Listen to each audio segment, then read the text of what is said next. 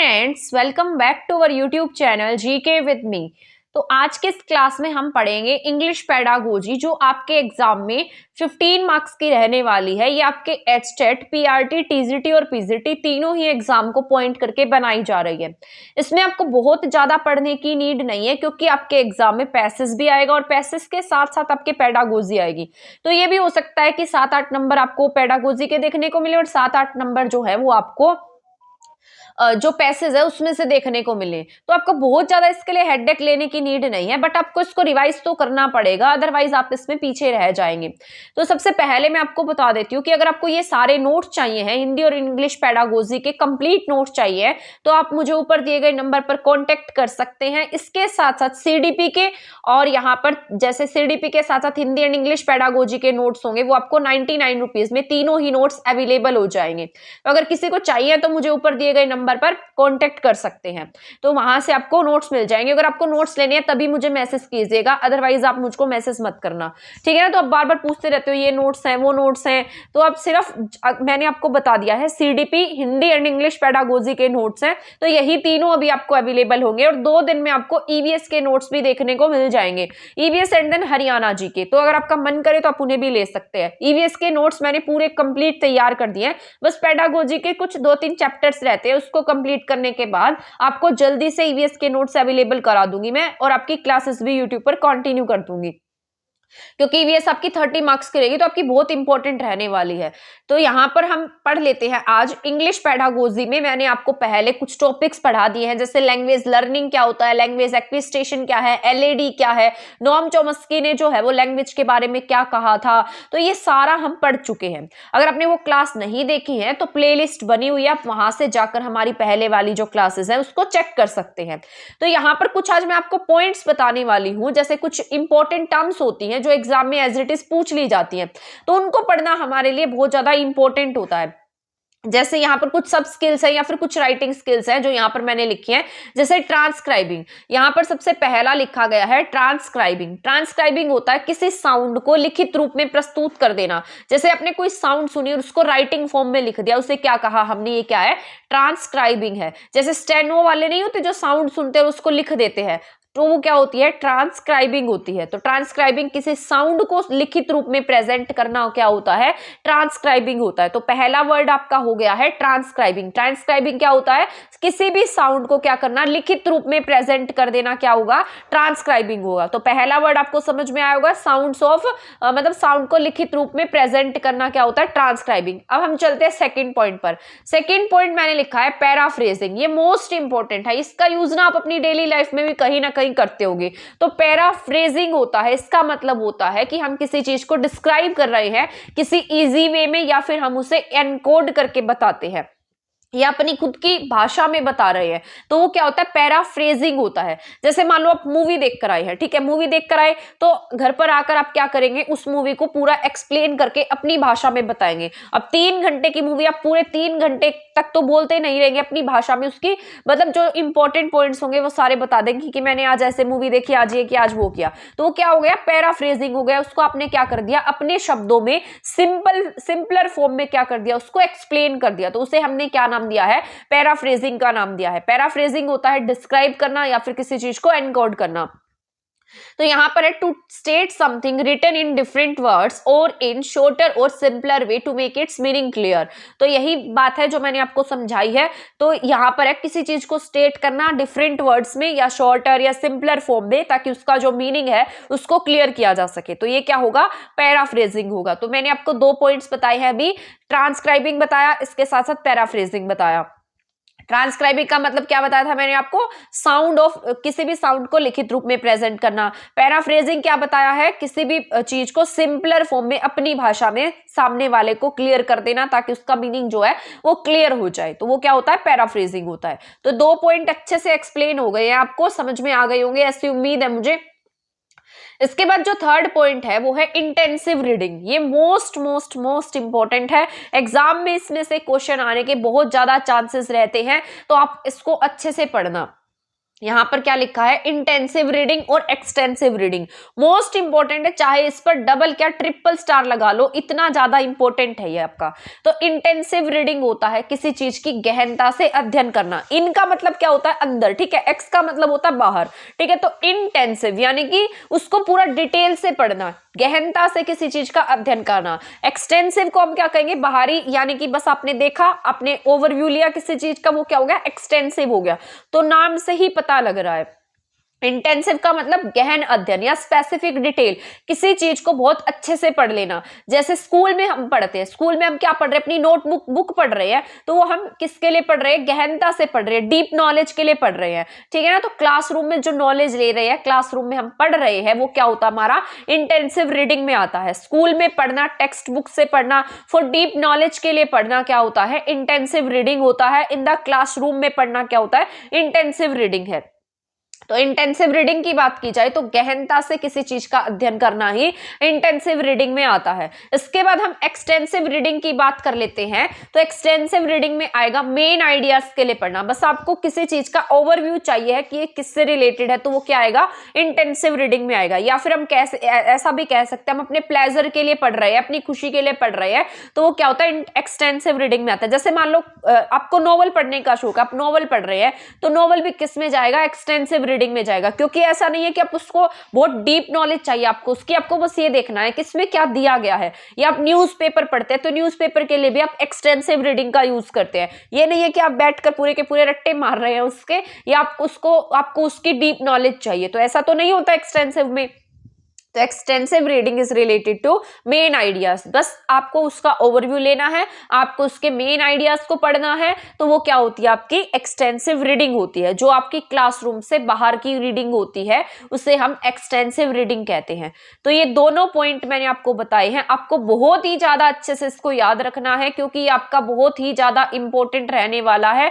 Most important है ये, CTET में भी ना जाने कितनी बार इससे क्वेश्चन आया है, तो आपको बहुत अच्छे से कर लेना है। पहला इंटेंसिव, फिर एक्सटेंसिव। इन है तो अंदर यानी कि गहनता से, एक्स है तो बाहर यानी कि बाहरी, या सिर्फ मेन आइडियाज के लिए, ओवरव्यू के लिए पढ़ना। तो अभी तक मैंने आपको 4 पॉइंट पढ़ा दिए हैं, मैं उम्मीद कर रही हूं कि आपको समझ में आ गए होंगे। इसके बाद यहां हम तो रीडिंग की सब स्किल में आपका प्रिडिक्शन आता है। प्रिडिक्शन होता है किसी चीज का अनुमान लगा लेना।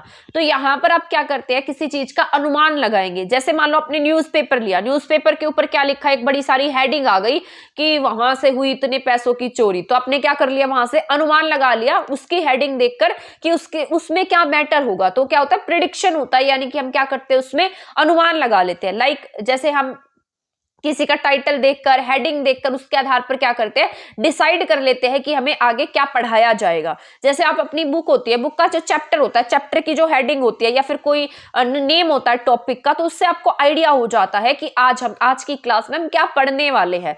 तो वो क्या होती है, प्रिडिक्शन होता है, ठीक है ना। अनुमान लगाना किसी टाइटल को देखकर, हेडिंग को देखकर, या फिर ये डिसाइड कर लेना कि हमें आगे क्या पढ़ाया जाने वाला है। तो ये क्या है, आपका प्रिडिक्शन में आ जाता है। इसके बाद है इनफ्रिंग। इनफ्रिंग होता है read between the lines using this clues to give you a deeper understanding of your reading is called inferring. Inferring का मतलब होता है जो बीच का मीनिंग है उसको जान लेना। रीड बिटवीन द लाइंस होता है मतलब किसी चीज का मीनिंग पता लग जाना। तो कुछ क्लूज के माध्यम से जो आपको डीप अंडरस्टैंडिंग देते हैं, रीडिंग के माध्यम से किसी का जो बीच का मतलब है वो जान लेना, वही क्या होता है, इनफ्रिंग होता है, ठीक है ना। तो इसको पढ़ लेना। इनफ्रिंग का मतलब होता है रीड बिटवीन द लाइंस, ठीक है। तो ये याद रखना कि जो उसके बीच में जो मतलब जो मीनिंग कहने की बात कर रहा है। आपकी 2 टाइप्स की रीडिंग होती है, जिसमें से एक लाउड रीडिंग होती है और एक साइलेंट रीडिंग होती है। तो जो लाउड रीडिंग है, आपने देखा होगा कि आप जब पढ़ते हैं तो अलग अलग तरीके से पढ़ने वाले स्टूडेंट मिलते हैं आपको। आपकी क्लास में ही आपने देखा होगा कि एक आपके जो मतलब कुछ फ्रेंड्स होते हैं जो जोर जोर से बोलकर पढ़ना पसंद करते हैं, कुछ होते हैं जो बिल्कुल साइलेंट रीडिंग करते हैं। तो क्या डिफरेंस होता है लाउड रीडिंग में और साथ साथ साइलेंट रीडिंग में? लाउड रीडिंग जो है वो क्या करती है, हमारी प्रोनाउंसिएशन को इंप्रूव करने का काम करती है, इंप्रूव करती है हमारी प्रोनाउंसिएशन को। साइलेंट रीडिंग की अगर हम बात करते हैं तो ये हमारी स्पीड को इंप्रूव करती है। इसके साथ साथ अगर हम किसी चीज को पढ़ रहे हैं तो हम उससे बहुत कंसंट्रेशन से पढ़ पाएंगे। तो लाउड रीडिंग क्या करेगी, हमारी प्रोनाउंसिएशन को इंप्रूव करेगी। जैसे आपने देखा होगा कि मान लो अगर आपको क्लास में रीडिंग कराई जाती थी तो आप क्या करते थे, उसे जोर जोर से बोलकर सुनाते थे, पढ़ते थे। तो लाउड रीडिंग इसीलिए कराई जाती है ताकि आपकी जो प्रोनाउंसिएशन है वो क्या हो जाए, अच्छी हो जाए। साइलेंट रीडिंग इसलिए होती है ताकि आप चीजों को अच्छे से समझ पाए और उसमें आपका कंसंट्रेशन बन पाए, आपकी स्पीड इंप्रूव हो पाए। आप जब मन मन में पढ़ते हैं तो आपने देखा होगा कि आप किसी भी पैसेज को बहुत जल्दी पढ़ लेते हैं, लेकिन जब आप उसे बोलकर पढ़ते हैं तो उसमें आपको पढ़ने में थोड़ा ज्यादा टाइम लगता है। तो loud reading is helpful in short text reading. तो ये किस में हेल्प करती है, शॉर्ट टेक्स्ट रीडिंग में हेल्प करती है। Silent reading is help in long text reading. जब आप किसी थोड़ी सी चीज को पढ़ रहे हैं तो आप लाउड रीडिंग में रीडिंग कर सकते हैं। अगर मान लो आपके पास बहुत सारे पेजेस हैं तो लॉन्ग टेक्स्ट हैं आपके पास में, तो आप क्या कर सकते हैं, साइलेंट रीडिंग का यूज कर सकते हैं। तो साइलेंट रीडिंग जो है वो किस में हेल्प करेगी, आपके लॉन्ग टेक्स्ट रीडिंग में हेल्प करेगी। वहीं पर जो लाउड रीडिंग है वो किस में हेल्प करेगी, आपकी शॉर्ट टेक्स्ट रीडिंग में हेल्प करेगी। तो यहां पर अभी मैंने आपको 2 पॉइंट्स बताए हैं। सबसे पहला पॉइंट मैंने आपको बताया है लाउड रीडिंग का, एंड देन अदर पॉइंट मैंने आपको बताया है साइलेंट रीडिंग का। जो लाउड रीडिंग होती है वो इंप्रूव करती है आपकी प्रोनाउंसिएशन को, इसके साथ जो साइलेंट रीडिंग है वो क्या करती है, इंप्रूव करती है आपकी जो कंसंट्रेशन है उसे। तो यहां तक के जो पॉइंट मैंने आपको बताए हैं आई होप आपको समझ में आ गए होंगे। इसके बाद मैं आपको बताऊंगी डिक्टेशन क्या होता है। जैसे आपने देखा होगा कि आप अगर मान लो स्कूल में भी बच्चों को पढ़ाते हैं, घर पर भी अगर आपके बच्चे हैं आप उन्हें पढ़ाते हैं, तो उनकी टीचर एक काम देती है जिसका नाम होता है डिक्टेशन। डिक्टेशन का मतलब होता है इंप्रूव स्पेलिंग एरर। वो मैम बच्चों को क्या काम देगी, डिक्टेशन का काम देगी, ऊपर लिख कर देती है। हिंदी में हम इसे श्रुतलेख कहते हैं और इंग्लिश में हम इसे क्या बोलते हैं, डिक्टेशन बोलते हैं, जो क्या करती है, इंप्रूव स्पेलिंग एरर। हमारी जो स्पेलिंग्स हैं उनकी एरर को ठीक करने का काम करती है। हम क्या बोलते हैं, जैसे बच्चे को बोलेंगे कि लिखो काउ, लिखो टेबल, तो वो क्या करता है, स्पेलिंग्स लिखता है। जैसे पिन, PIN पिन, तो ऐसे हम उसे बोलते हैं ताकि उसकी स्पेलिंग्स जो एरर है वो क्या हो सके, ठीक हो सके, हमें पता लग सके कि बच्चे ने कितना सीखा है, कितना इंप्रूव किया है। तो डिक्टेशन किसके लिए होती है, इंप्रूव स्पेलिंग एरर। जितनी भी स्पेलिंग एरर्स हैं उन सबको इंप्रूव करने के लिए क्या होंगे, डिक्टेशन का यूज करेंगे हम। इसके बाद हमारा नेक्स्ट पॉइंट है over generalization. Apply a rule और pattern in a situation where does not apply. तो यहां पर ये लिखा है, जैसे एग्जांपल है यहां पर, मतलब यहां पर ओवर जनरलाइजेशन का मीनिंग होता है, जैसे मान लो हमने बच्चे को कोई काम दिया है, वहां जहां पर उसका यूज नहीं होना था वहां भी उसने क्या कर दिया, उन चीजों का यूज कर दिया। जैसे अब ईडी है, सेकेंड फॉर्म होती है, तो सेकेंड फॉर्म हम क्या सिखाते हैं, इसमें ईडी लगा दो सब में, तो क्या हो जाएगा, आपका जो सेकेंड फॉर्म बन जाएगी। बट कुछ ऐसी वर्ब होती है जहां पर ईडी का यूज नहीं करना होता, तो वो क्या करते हैं, बच्चे से जैसे गो दिया हमने उसे, गो का वेंट होना था, तो वो बच्चे क्या लगा देंगे, वहां पर गोड लगा देंगे, GOED कर देंगे उसे। तो वहां पर उन्होंने इसका एक्स्ट्रा यूज कर दिया, तो ये क्या हो जाएगा, ओवर जनरलाइजेशन हो जाता है कि जहां पर किसी भी रूल की हमें नीड नहीं है, जहां पर हमें उसे अप्लाई करने की नीड नहीं है, लेकिन फिर भी हमने उसे वहां पर अप्लाई कर दिया है, तो वो क्या होता है, ओवर जनरलाइजेशन होता है। जहां पर चीजों की जरूरत नहीं है फिर भी हम उसे वहां पर यूज कर रहे हैं, तो वो क्या होगा, ओवर जनरलाइजेशन होता है। इसके बाद हम बात कर लेते हैं साइट वर्ड्स की। साइट्स वर्ड्स होते हैं जिन्हें हम देखते ही पहचान लेते हैं, जो हमारे डेली यूज में भी हम उन्हें यूज करते हैं, वो क्या होते हैं, साइट वर्ड्स होते हैं। जैसे जिसको हम बहुत तेजी से पहचान ले, फ्रीक्वेंटली पहचान ले, देखते ही पहचान ले। That words appear most frequently in our reading and writing. जो हम रीड करते समय, राइटिंग करते समय जिनका बहुत ज्यादा यूज करते हैं या जो हमें बहुत ज्यादा दिखाई देते हैं, उन्हें हम क्या कहते हैं, साइट वर्ड्स कहते हैं। जैसे लुक है, लॉन्ग है, बुक है, बट है, दैट है, इज है, वॉज है, एंड है, ये सभी क्या है, हमारे साइट वर्ड्स हैं। तो ये सारे के सारे वर्ड्स जब हम रीडिंग करते हैं, राइटिंग करते हैं, तो हमें बार बार दिखाई देते हैं। ऐसे वर्ड्स को हम क्या कह देते हैं, साइट वर्ड्स कह देते हैं। तो साइट वर्ड्स क्या होंगे, जिसे हम फ्रीक्वेंटली पहचान लेते हैं, वो क्या होते हैं, हमारे साइट वर्ड हो जाते हैं। That appear most frequently our reading and writing. इसके बाद स्कैनिंग की बात कर लेते हैं। स्कैनिंग होता है मतलब एक ओवरव्यू सा देखकर फटाफट देख लेना कि हमने क्या यहाँ पर, मतलब हमें कुछ फाइंड आउट करना है। जैसे वो किस में आता है, स्कैनिंग में आता है।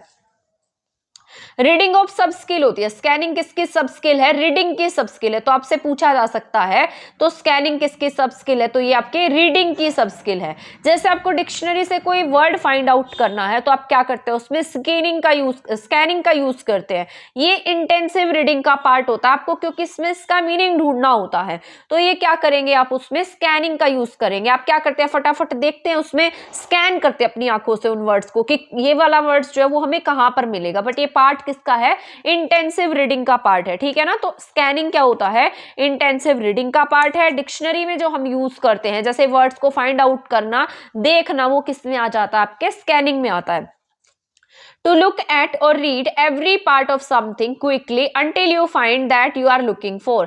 मतलब किसी भी चीज को इतनी तेजी से देखना कि जब तक कि आप उसे फाइंड आउट ना कर पाए। जैसे अब डिक्शनरी का एग्जांपल लिया, डिक्शनरी में आप क्या करेंगे, क्विकली किसी चीज को देखेंगे और तब तक देखते रहेंगे जब तक कि आपको उसका वर्ड जो है, जो आप ढूंढ रहे हैं, वो नहीं मिल जाता है। उसे हम क्या नाम दे देते हैं? स्कैनिंग का नाम दे देते हैं। तो यहाँ पर ये जितने भी मैं आपको मतलब बता रही हूँ वो आपको अच्छे से याद रखने हैं। Scanning is reading repeatedly in order to find specific detail. कोई स्पेसिफिक डिटेल फाइंड आउट करने के लिए हम स्कैनिंग का यूज करते हैं। इसके बाद है स्कीमिंग। स्कीमिंग क्या होती है? स्कीमिंग होता है कंप्लीट फैक्ट। हमें कोई भी फैक्ट जो है वो कंप्लीट पूर्ण तरीके से जानना है, किसी चीज का जनरल ओवरव्यू लेना है, तो वो क्या होता है? स्कीमिंग होता है। Skimming is reading in order to get a general overview of the material, या समराइज करना है किसी चीज को। जैसे आपको कोई स्टोरी बतानी है तो उसके लिए आप क्या यूज करेंगे? स्कीमिंग का यूज करेंगे, क्योंकि आप उससे कंप्लीट फैक्ट भी जान लेंगे कि क्या इसमें क्या दिया गया है, और आप उसे क्या कर लेंगे? समराइज करके, यानी संक्षेप में बता देना। हम कहेंगे उस चीज को, किसी भी चीज को संक्षेप में बताना क्या होता है? स्कीमिंग होता है। इसका मैं एग्जांपल दे सकती हूँ आपको। जैसे मान लो अब मैं आपको पढ़ा रही हूँ, पढ़ाते टाइम मैं आपको अच्छा डिटेल से समझाती हूँ, लेकिन बाद में मैं एक ओवरव्यू दे देती हूँ, आपको पता लग जाता है, संक्षेप में बता देती हूँ कि आज की क्लास में हमने क्या पढ़ लिया है। तो उसे हम क्या कह सकते हैं? स्कीमिंग कह सकते हैं। तो ये एक्सटेंसिव रीडिंग से रिलेटेड होता है। ओवरऑल पता चल जाता है कि इसमें क्या था, तो पहले डिटेल से पढ़ा पर बाद में एक ओवरव्यू सा दे दिया 5 मिनट का, तो उसमें हमें क्या पता लग गया कि हमने क्या पढ़ा है, या हमने उसे संक्षेप में या समराइज करके हमने जान लिया है। तो ये किसका पार्ट होता है? स्कीमिंग का पार्ट होता है। अब यहाँ पर है लेक्सिकल वर्ड। लेक्सिकल वर्ड होते हैं कंटेंट वर्ड, जिनका खुद का मीनिंग होता है, जो क्या होते हैं? इंडिपेंडेंट होते हैं, जिनके खुद के मीनिंग्स होते हैं, उसे हम क्या कहते हैं? लेक्सिकल वर्ड कहते हैं। एग्जाम्पल की बात करेंगे तो इसमें वोटर है, किड है, स्कूल है, ये सब क्या होते हैं? लेक्सिकल वर्ड में आते हैं। इसके बाद हम नेक्स्ट पॉइंट पर चलते हैं, कॉन्स्ट्रेटिव पेयर या फिर मिनिमल पेयर कह देते हैं इसे हम। A pair of words that are the same except for a contrasting, जिनके साउंड में बहुत कम डिफरेंस हो। इसका क्या आएगा? जिसकी साउंड में मतलब जो थोड़े से मतलब जैसे जो साउंड होती है उनमें कम डिफरेंस होता है, लेकिन जो इनकी स्पेलिंग्स होती है वो क्या होती है? डिफरेंट होती हैं। तो उसे हम क्या कहते हैं? लेक्सिकल मिनिमल पेयर कहते हैं। यहाँ पर है कॉन्ट्रास्टिव पेयर या फिर मिनिमल पेयर, हम इसे कह देते हैं। Pair of words that are the same expect for a contrasting, मतलब जिनकी, हिंदी में बता देती हूँ, जिनके साउंड में कम डिफरेंस होता है। जैसे टीम, डीम, टेक, टेप, मतलब ये साउंड क्या है आपकी? ये जो साउंड है ये थोड़ी सी मिलती जुलती है, लेकिन इनकी जो मीनिंग है वो अलग है, इनकी स्पेलिंग्स जो है वो बिल्कुल टोटली अलग है। तो इसे हम क्या कहते हैं? कॉन्ट्रास्टिव पेयर या फिर मिनिमल पेयर कह देते हैं। इसके बाद राइमिंग एंड प्रोनाउंसिएशन में हम इसका यूज करते हैं। अब यहाँ पर आता है इनोटेशन। इनोटेशन क्या होता है? ये आपका लास्ट है, यहीं तक पढ़ाऊंगी। इसके बाद जो है वो हम नेक्स्ट क्लास में पढ़ेंगे। साउंड इन इंग्लिश लैंग्वेज का हमारा नेक्स्ट टॉपिक स्टार्ट हो जाएगा, उसको मैं नेक्स्ट क्लास में पढ़ाने वाली हूँ। तो इनोटेशन की बात कर लेते हैं। जैसे वेरिएशन इन टोन, आप बोलते टाइम जो आपकी जो टोन है उसमें राइज एंड फॉल होता है, उसे हम क्या कहते हैं? इंटोनेशन कहते हैं। ये टोन से रिलेटेड होती है। इसमें हमें वॉइस का फर्क पता नहीं लगता। जैसे अब मैं आपको पढ़ा रही हूँ, पढ़ाते समय मेरी वॉइस क्या होती है? राइज एंड फॉल होती रहती है, तो इसे हम क्या कहते हैं? इंटोनेशन कहते हैं। या फिर रीडिंग करें, या रीडिंग करते समय आपकी जो वॉइस है वो इसमें fall and rise and fall होता रहता है, उसे हम क्या कहते हैं? इंटोनेशन कहते हैं। तो इंटोनेशन होता है variation in tone and pitch. तो आज की क्लास आपको समझ में आ गई होगी। एक बार रिवाइज करा देती हूँ, स्किमिंग कर लेते हैं हम, ठीक है ना, तो आपको समझ में आ जाएगा। तो सबसे पहले आज मैंने आपको पढ़ाया ट्रांसक्राइबिंग। सबसे पहले हमने पढ़ा ट्रांसक्राइबिंग। ट्रांसक्राइबिंग क्या होता है? साउंड ऑफ किसी भी साउंड को लिखित रूप में लिखना। इसके बाद मैंने आपको सेकंड बताया पैराफ्रेजिंग। पैराफ्रेजिंग होता है डिस्क्राइब करना किस चीज को, एनकोड करना अपने वर्ड्स में, इजी लैंग्वेज में किस चीज को डिस्क्राइब कर देना। फिर मैंने आपको बताया intensive and extensive reading. Intensive reading होती है जो हमें गहनता से अध्ययन करते हैं, जो हम स्कूल में पढ़ते हैं। एक्सटेंसिव रीडिंग होती है जो हम अपने प्लेजर के लिए पढ़ते हैं, या आउटसाइड द स्कूल, या फिर हम नॉवेल्स एटसेट्रा पढ़ते हैं, न्यूज़पेपर पढ़ते हैं, वो हमारी एक्सटेंसिव रीडिंग होती है। इसके बाद मैंने आपको प्रिडिक्शन बताया है, अनुमान लगाना। जैसे कोई टाइटल देखकर, कोई हेडिंग देखकर हम अनुमान लगा लेते हैं कि इसके अंदर क्या दिया गया होगा या हमें आज क्या पढ़ाया जाएगा। इन्फरिंग होता है read between the lines. Lines के बीच में से जो मीनिंग्स होते हैं उसे फाइंड आउट कर लेना। रीडिंग में मैंने आपको 2 टाइप्स की रीडिंग बताई है, loud reading and silent reading. Loud reading जो होती है आपकी प्रोनाउंसिएशन को इंप्रूव करती है। साइलेंट रीडिंग जो होती है इससे आपका कंसंट्रेशन बनता है। ये जो शॉर्ट टेक्स्ट होते हैं उसमें हेल्प करती है लाउड रीडिंग। लॉन्ग पैराग्राफ्स अगर आपको पढ़नी है तो साइलेंट रीडिंग का यूज आपके लिए हेल्पफुल होता है। डिक्टेशन वो होती है जो आपकी मिस्टेक्स जो है, जो आपकी एरर्स है, जो स्पेलिंग एरर है, उनको ठीक करने के लिए यूज की जाती है। ओवर जनरलाइजेशन वो होता है जिसका यूज हम कहां पर कर लेते हैं, जहां में नहीं करना है वहां भी हम उसका यूज कर रहे हैं, तो वो ओवर जनरलाइजेशन कर रहे हैं। इसके बाद साइट वर्ड्स होते हैं जो हम डेली लाइफ में फ्रिक्वेंटली यूज करते हैं, वो क्या होते हैं? साइट वर्ड्स होते हैं, जैसे लुक एंड, इनटू, बट, ये सब। स्कैनिंग होता है, रीडिंग ऑफ सब स्किल की रीडिंग होती है ये होता है डिक्शनरी से जो हम एकदम स्कैन करके वर्ड्स फाइंड आउट कर रहे हैं, और तब तक हम स्कैनिंग करते हैं जब तक कि हम उसका जो मीनिंग है वो फाइंड आउट नहीं कर पाते हैं।